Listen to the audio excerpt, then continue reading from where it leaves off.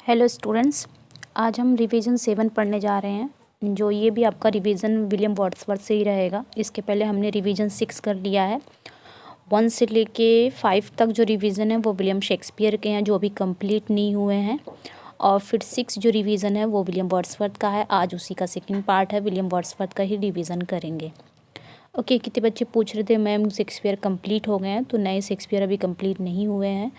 हमें 4 राइटर्स साथ साथ लेके चलना है। ओके, ऐसा नहीं है कि पहले हम पूरा शेक्सपियर कंप्लीट कर लेंगे देन उसके बाद वर्ड्सवर्थ, नहीं। तो हम सोच रहे हैं कि हम चारों राइटर को एक साथ ही थोड़ा थोड़ा करके रिवीजन करते रहेंगे। Okay, so let's begin. तो कल हमने कर लिया था, कल हमने यहाँ तक, मतलब इसके पहले वीडियो में हमने कर लिया था कवर। मेजर वर्क्स उनके हो गए थे विलियम वर्ड्सवर्थ के। ओके, आज हम यहाँ से देखेंगे लिरिकल बैलेड्स। लिरिकल बैलेड्स कब आया था? 1798 में आया था। It had 23 poems. उसमें कितनी पोएम्स थी? 23 पोएम थी, सबको पता है। अब यहाँ पे बताया है कि वो 23 पोएम कौन कौन सी थी। हमको ये पता है कि सबसे इम्पोर्टेंट क्या होता है। 1798 में लिरिकल बैलेड्स आया, उसमें कितनी पोएम्स थी? 23 पोएम्स थी। कौन कौन से उसमें राइटर थे? S T Coleridge and William Wordsworth. कितनी कितनी उन लोगों की पोएम्स थी? तो एस टी कॉलरिज की 4 पोएम्स थी, 19 यानी कि 19 पोएम किसकी थी? विलियम वर्ड्सवर्थ की थी। तो ये चीज़ें तो हम अच्छी तरह से लर्न कर लेते हैं। बट उसमें कौन, वो जो 23 पोएम है वो कौन कौन सी पोएम है? हो सकता है पेपर को टफ बनाने के लिए उसी 23 पोएम में से कोई भी पोएम पूछ ले कि किस राइटर की है, और हमारे नज़रों के सामने ना आया हो तो वो हमारे लिए टफ हो जाता है ना। भले ही हम 4 राइटर्स पढ़ के जाते हैं। तो ये भी इम्पॉर्टेंट है, उसी का यहाँ पे बताया गया है वो 23 पोएम कौन कौन सी हैं। हम ये भी पढ़ लेते हैं कि फर्स्ट पोएम कौन सी है, rhyme of N Asian mariner, और लास्ट पोएम आपका टिनटिन पढ़ लेते हैं। लेकिन ये भी थोड़ा सा हम रिवीजन इसको भी कर लेते हैं, हो सकता है इसके अंदर से भी पूछ ले। ओके, एस टी कॉलरिज का नहीं पूछेगा तो विलियम वर्ड्सवर्थ का तो ही पूछ सकता है ना। Okay, let's begin. तो यहाँ पे है 1798 लिरिकल बैलेड्स आया है, 23 पोएम्स। वो 23 पोएम कौन कौन सी हैं? सबसे पहले पोएम क्या आती है लिरिकल बैलेड्स में? सबसे पहली पोएम आती है the rhyme of the ancient mariner. ये किसकी थी? ये एस टी कॉलरिज की थी। सेकेंड नंबर पे कौन सी पोएम है लिरिकल बैलेड्स में? Foster mother's tale. हमको शुरू के 2 लाइन, शुरू की जो 2 पोएम है वो याद करना चाहिए, वो ज़्यादा इंपॉर्टेंट हो जाता है। और लास्ट की पोएम, फिर उसके बाद की पोएम, ये बहुत इंपॉर्टेंट हो जाती है। ओके, तो यहाँ पे क्या हो जाएगा? द फॉस्टर मदर्स टेल, ये किसका है? कॉलरिज का है। Lines left upon a seat in a yew tree which stands near the lake of Esthwaite. तो ये भी किसका है? ये आपका विलियम वर्ड्सवर्थ का है। नेक्स्ट देख लेते हैं हम the nightingale a conversational poem. ये किसका है? एस टी कॉलरिज का है। ओके, सेकंड पॉइंट है, नेक्स्ट पॉइंट है द फीमेल वैग्रेंट। ये किसका है? विलियम वर्ड्सवर्थ का। Goody Blake and Harry Gill, William Wordsworth. Lines written at a small distance from my house and sent by my little boy to the person to whom they are addressed. ये किसका है? ये भी आपका William Wordsworth की poem है। 8 number पे हम कौन सी पोएम देखते हैं? Simon Lee the old huntsman. ये भी आपके विलियम वर्ड्सवर्थ के ही है। 9 नंबर पे है anecdote for fathers, William Wordsworth. Next one we are 7, ये भी आपके विलियम वर्ड्सवर्थ के, ये आता भी है इससे questions. Okay, next one lines written in a early spring, ये भी आपके विलियम वर्ड्सवर्थ के हैं। The thorn, William Wordsworth. Next the last of the flock, William Wordsworth. The dungeon, Coleridge, S T Coleridge. The mad mother, ये भी आपके William Wordsworth का है। नेक्स्ट देखते हैं द इडियट बॉय, ये भी आपके विलियम वर्ड्सवर्थ के हैं। 17 नंबर पे पोएम है, 17 नंबर पे पोएम है lines written near Richmond upon the Thames at evening. ये आपकी जो पोएम्स है ये किसकी है? विलियम वर्ड्सवर्थ की है। एक्सपोचुलेशन एंड रिप्लाई, ये भी आपका विलियम वर्ड्सवर्थ का है। The table turn and evening seeing on the same subject, ये भी आपका विलियम वर्ड्सवर्थ का। टेबल टर्न, ये जिसका पूरा टाइटल क्या है? An evening scene on the same subject.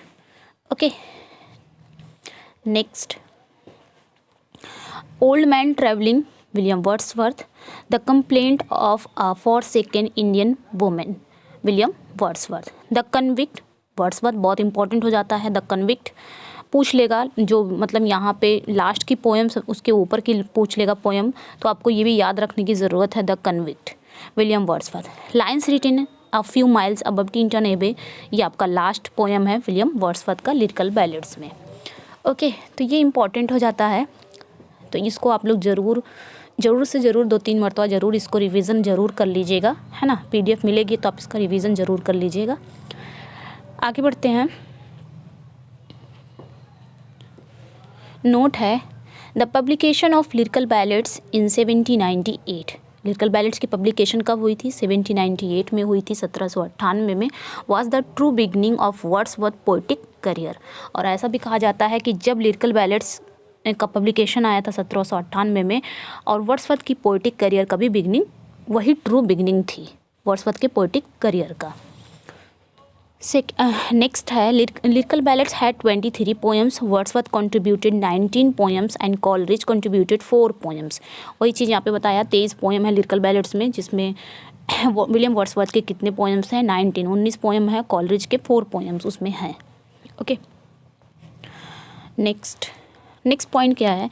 Lyrical ballads open with Coleridge ancient mariner and ends with Wordsworth Tintern एबे। वही चीज़ यहाँ पे हम याद करके चलते हैं, जब भी लिरिकल बैलेड्स की बात आएगी तो हम ज़रूर याद करेंगे कि सबसे लिरिकल बैलेड्स शुरू किससे होती है? कॉलरिज की पोएम एनिशियन मैरिनर से होती है, और ख़त्म किस पे होती है? वर्ड्सवर्थ की पोएम टिंटन एबे से होती है। लेकिन नहीं, अब आप नए तरीके से याद करिएगा, ये भी याद रखिएगा और इसके बाद की जो पोएम वो भी याद रखिएगा। Okay, the full title of the poem Tinton Abbey was lines composed a few miles above Tinton Abbey on revisiting the banks of the Wye during a tour July 13, 1798। ये फुल टाइटल है किसका? Tintern एबे का, तो इसको भी याद कर लीजिएगा। नेक्स्ट पॉइंट, द रिक्ल्यूज इनका नेक्स्ट पॉइंट है। 1888 Wordsworth plan to make the prelude. Wordsworth ने प्लान किया था prelude and the excursion parts of his long poem recluse. Wordsworth ने रिक्ल्यूज लिखने का प्लान किया था, एक लॉन्ग पोएम लिखने का प्लान किया था जिसका नाम क्या था? रिक्ल्यूज। और जिसका प्रोलॉग उन्होंने, यानी कि जिसको इंट्रोडक्शन के नाम पर उन्होंने सिर्फ प्रील्यूड लिखा था। प्रील्यूड रिक्ल्यूज का सिर्फ इंट्रोडक्शन है, और जिसका सेकेंड पार्ट क्या था? एक्सकर्जन था। ओके, और यही लॉन्ग पोएम उनका क्या था? रिक्ल्यूज था। आगे क्या कह रहे हैं वो? That will treat of nature, man and society. जो नेचर, मैन और सोसाइटी को क्या करता था, उस रिक्ल्यूज में बताया गया है कैसे ट्रीट किया जाता था नेचर और मैन और सोसाइटी को। The home at Grasmere was to be its first book. माना जाता है कि द होम एट ग्रासमेयर ये क्या है? इनकी पहली किताब है। The excursion was to be the second book, और जो एक्सकर्जन है ये इनकी सेकेंड बुक है। The third was never complete, third कभी कंप्लीट हुई नहीं। थर्ड क्या था? रिक्ल्यूज था।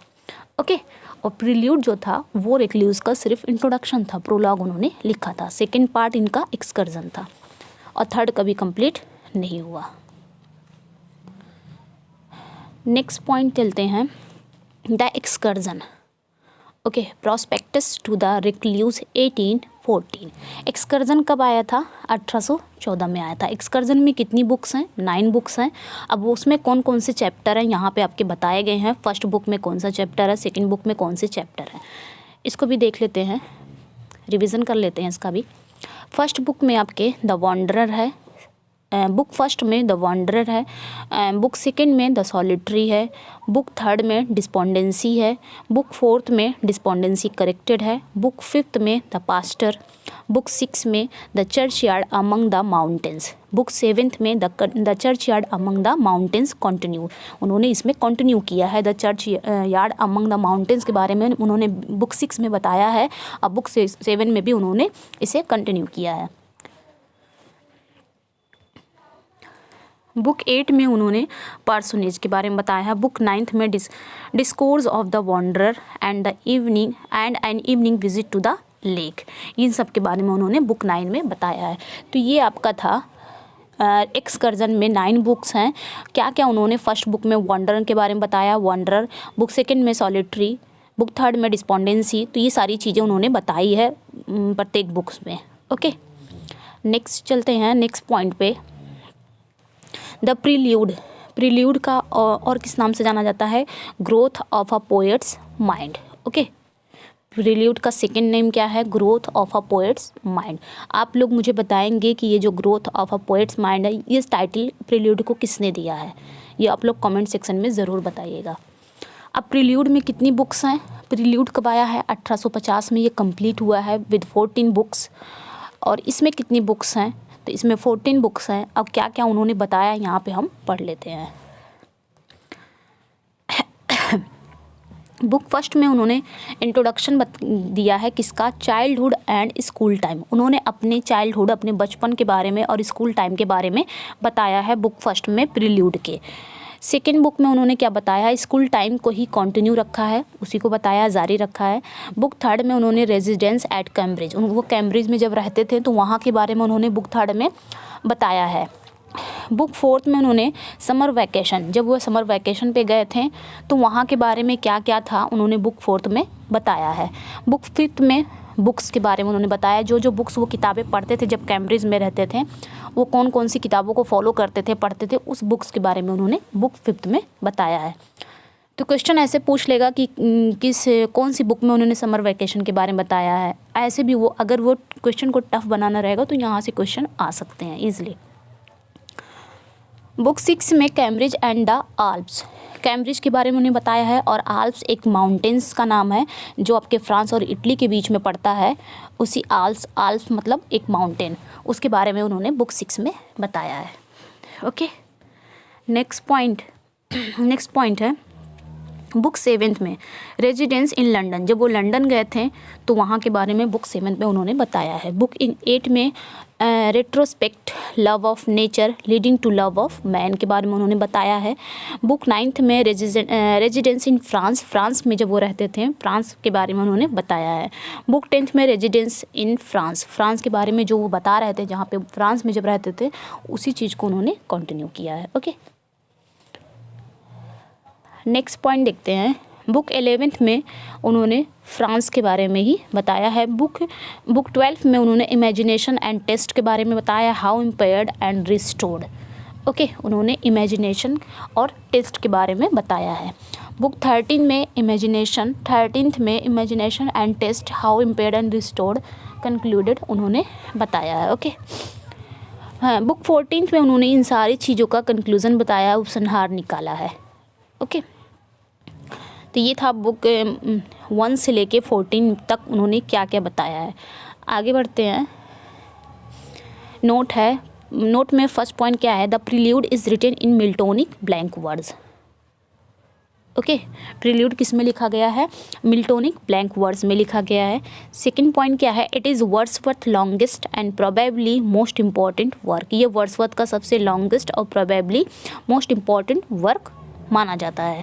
थर्ड पॉइंट क्या है? It is an autobiographical portrait of the artist as a young man. ये क्या है? ये एक यंग मैन के रूप में एक आर्टिस्ट का एक ऑटोबायोग्राफिकल पोर्ट्रेट है। कौन? Prelude. Okay, next one, he had completed most of it in 1805 but left incomplete at his death। उन्होंने बहुत सारी चीज़ों को उन्होंने 1805 में उन्होंने प्रील्यूड को कंप्लीट कर लिया था 13 बुक के साथ। और फिर नेक्स्ट पॉइंट क्या है? 1805 में version is divided into 13 books. उन्होंने 1805 में 13 बुक्स के साथ उन्होंने क्या किया था? डिवाइड कर दिया था। वाइल द 1850 वर्जन हैज़ 14, जबकि जो 14 बुक का जो वर्ज़न आया था वो 1850 में आया है। ये पॉइंट क्या कह रहा है कि 13 बुक्स का जो वर्ज़न आया था वो 1805 में आया था, यानी कि प्रील्यूड कंप्लीट कब हुई थी?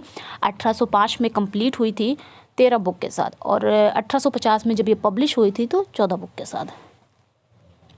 ओके, आगे भी हम देख लेते हैं। सम अदर पॉपुलर पोएम्स, उनके कुछ पॉपुलर पोएम्स हैं जो हमारे लिए बहुत इंपॉर्टेंट हो जाते हैं हमारे एग्ज़ाम के लिए, है ना। अगर हम 4 राइटर्स पढ़ रहे हैं तो 4 राइटर्स के जितने भी वर्क्स हैं, जो भी इम्पोर्टेंट वर्क्स हैं, वो सारे हमारे नज़रों के सामने आना चाहिए, वरना वो हमारे लिए वही क्वेश्चन है रहेंगे बहुत ईजी, लेकिन हमारे लिए जब हम उसको पढ़े नहीं रहेंगे, हमारे नज़रों के सामने नहीं आएंगे, तो हमारे लिए क्या हो जाते हैं? टफ़ हो जाते हैं, है ना। पूछ लेगा, एक ही वर्क पूछ लेगा और उसमें 4 राइटर्स रख देगा, तो हम कंफ्यूज हो जाएंगे अगर हमने पढ़ा नहीं है। सो देख लेते हैं सम अदर पॉपुलर पोएम्स इनके। फर्स्ट पॉइंट क्या है, एडमोनिशन टू अ ट्रैवलर। इनकी कुछ पोएम्स हैं विलियम वर्ड्सवर्थ के। पहला है admonition to a traveller, second है एनेक्डोट फॉर फादर्स, ये इनके कुछ पोएम्स हैं। Animal tranquillity and decay third है। फोर्थ इनकी पोएम्स क्या है, बाय द सी। फिफ्थ है Goody Blake and Harry Gill. Next poem है I wander lonely as a cloud, जिसे डैफोडिल्स के नाम भी जाना जाता है। नेक्स्ट पोएम है influence of natural objects. Next lines left upon a seat. Next poem है lines written at a small distance from my house. Next poem lines written near Richmond. Next poem है इनकी lines written when selling. कितना ज़्यादा इनकी poem है lines करके, है ना। तो lines left upon a seat, lines written at a small distance from my house, lines written near Richmond, lines written when sailing. Next poem पे चलते हैं इनके। लंदन 1802, जिन्हें टू मिल्टन के नाम से भी जाना जाता है। नेक्स्ट है लव। Next mutability. नेक्स्ट इनकी पोएम है my heart leaps up when I behold. Next इनकी पोएम है ode to duty. Next ode intimation of immortality from recollections of early childhood. Next है on the extension of the Venetian republic. Next poem इनकी है Ruth और the influences of nature. Ruth जिसका second title क्या है, the influences of nature. Next poem है scorn not the sonnet critic you have frowned. Next poem है she was a phantom of delight. Next poem Simon Lee.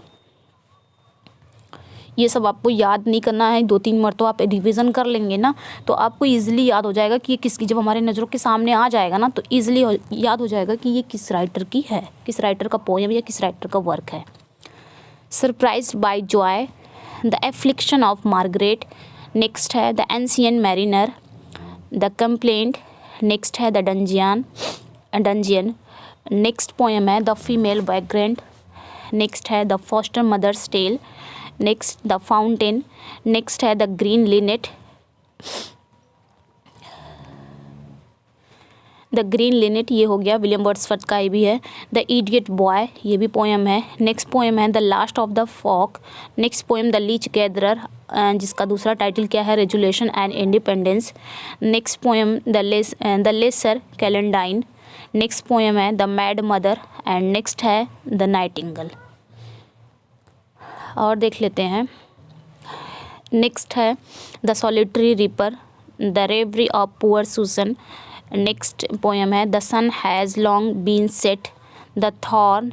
Next the world is to much with us late and soon. Next poem है thought of a Britain and the subjugation of Switzerland. Next इनकी poem है to the skylark. Next poem है to the cuckoo, to the daisy. Next है to saint L'Ouverture. Okay, to saint L'Ouverture. Next poem है upon Westminster bridge. Next poem we are seven and next है when I have borne in memory what has tamed. Next है within King's College Chapel Cambridge, written in London September 1802। Yarrow visited and last इनकी poem है yew trees. और भी poems हैं जो important होते हैं एग्ज़ाम के पॉइंट ऑफ व्यू से, वो सारी पोएम्स यहाँ पे आपको दी गई है। ओके, तो आप 2-3 मरतबा इसको रिवीजन ज़रूर कर लीजिएगा। ओके, अब हम इतना ही रहने देते हैं आज के लिए। ओके, क्योंकि ज़्यादा रिवीजन हो गया है, आज के लिए इतना ही रहने देते हैं। बाकी हम नेक्स्ट वीडियो में पढ़ेंगे, नेक्स्ट वीडियो में रिवीजन करेंगे। ओके स्टूडेंट्स, तो फिर मिलते हैं नेक्स्ट वीडियो में। अपना फीडबैक ज़रूर दीजिएगा। और हाँ, इसका PDF बहुत सारे बच्चे PDF मांग रहे थे, तो ये पूरा कंप्लीट हो जाने दीजिए, तो इसका PDF वर्ड्सवर्थ का चला जाएगा, आपको मिल जाएगा। ओके, और चैनल पे नए हैं तो चैनल को सब्सक्राइब कर दीजिए, वीडियो को लाइक एंड शेयर ज़रूर कर दीजिएगा। ओके, मिलते हैं नेक्स्ट वीडियो में नेक्स्ट प्रैक्टिस के साथ या फिर नेक्स्ट रिवीजन के साथ। Thank you for watching.